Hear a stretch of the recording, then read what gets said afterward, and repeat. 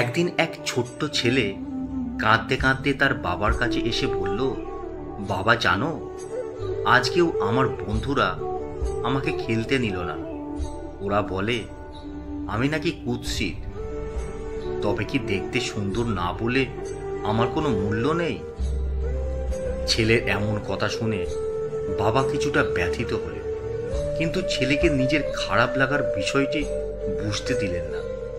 ছেলেকে জড়িয়ে ধরে তিনি বললেন, কে বলেছে তোমার কোনো মূল্য নেই? অবশ্যই মূল্য আছে, তবে এসব বিষয়ে আমি তোমার সাথে এখন কোনো কথা বলতে চাই না। তার চেয়ে তুমি এখন আমার একটা কাজ করে দাও তো আব্বু। ছোট্ট ছেলেটা খুবই উৎসাহ নিয়ে বাবাকে বলল, কি কাজ বলো বাবা, আমি এখনই করে দিচ্ছি। এবার বাবা বললেন, আমার কিছু জরুরি টাকার প্রয়োজন, এজন্য পুরাতন এই ঘড়িটা বিক্রি করতে চাচ্ছি। তুমি একটু এলাকায় গিয়ে খোঁজ করে দেখো তো কেউ এটা কিনতে চায় কিনা। হঠাৎ বাবার কাছ থেকে এমন কথা শুনে ছেলে ভীষণ অবাক হল। সে বলল, কি বলো বাবা, এই ঘড়িটা না দাদু ভাই তোমাকে উপহার দিয়েছিল? শেষ পর্যন্ত কিনা এটা বিক্রি করবে? তাছাড়া এই পুরাতন অচল ঘড়িটা মনে হয় না কেউ কিনবে। এবার বাবা একটু সিরিয়াস ভাবে বললেন, আহা, বিক্রি করো না করার পরের ব্যাপার, তুমি আগে এটার দাম যাচাই করে আসো। আর তাছাড়া বিপদে অন্যের কাছে হাত পাতার চেয়ে নিজের যা আছে তাই নিয়েই বিপদ মোকাবেলা করা উচিত। ঠিক আছে বাবা, তাহলে ঘড়িটা দাও, আমি দেখি আশেপাশের কেউ এটা কিনতে চায় কিনা। এ কথা বলেই ছেলে ঘড়িটা নিয়ে বেরিয়ে পড়ল।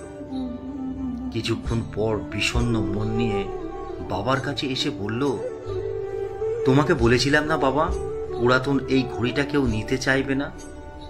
একজন নিতে চাইলো, কিন্তু দাম বলছে মাত্র 200 টাকা। বাবা বললেন, না না, এত কম দামে ঘড়ি বিক্রি করব না, তুমি বরং বাজারের কিছু ঘড়ির দোকানে যাচাই করে দেখে এসো, আর একটু ভালো দাম পাওয়া যায় কিনা।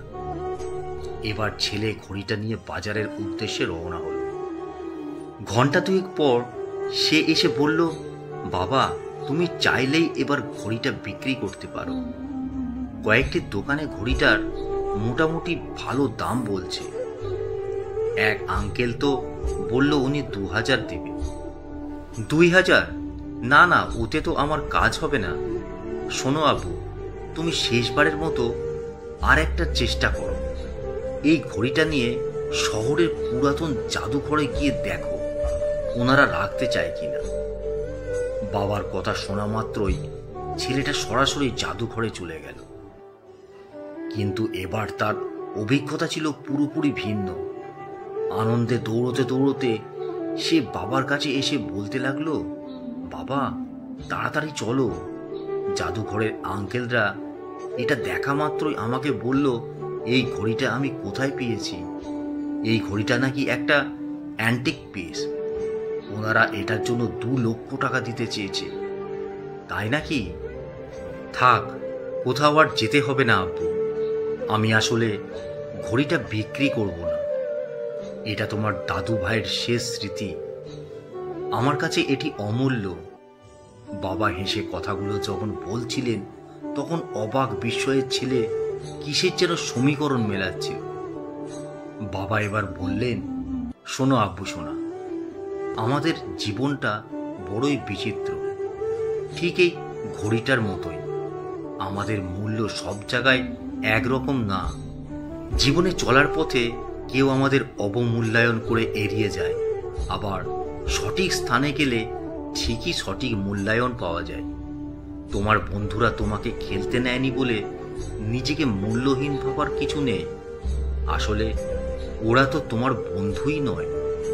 নিশ্চয়ই তুমি চলার পথে জীবনে অনেক ভালো সঙ্গী পাবে, যারা নিঃস্বার্থভাবে তোমাকে পছন্দ করবে, রূপ, গুণ আর বাহ্যিকতা দেখে জাজ করবে না।